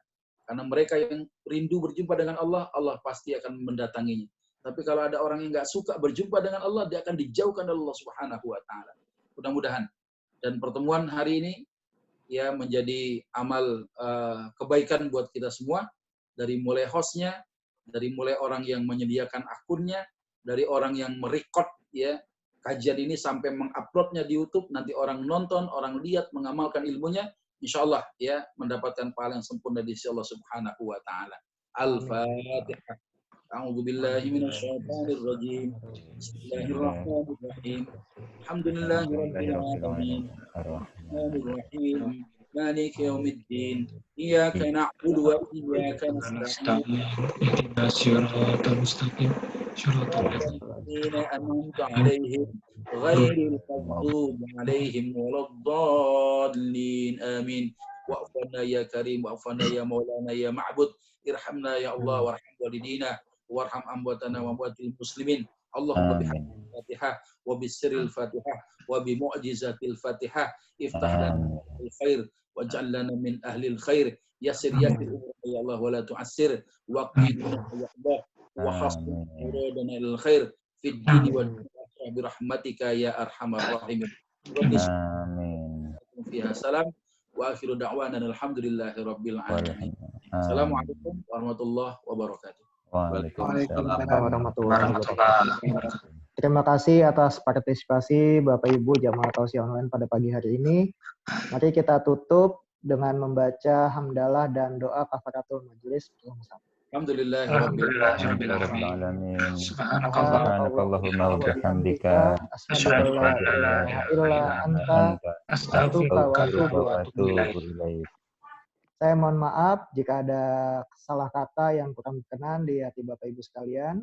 Wabillahi taufiq wal hidayah. Wassalamualaikum warahmatullahi wabarakatuh. Waalaikumsalam warahmatullahi wabarakatuh. Atas perhatiannya saya pamit. Semoga tetap dalam keadaan istiqomah menjalankan ibadah puasa ini. Assalamualaikum. Syukran Ustaz. Syukran. Mas Adi, syukran. Terima kasih semuanya.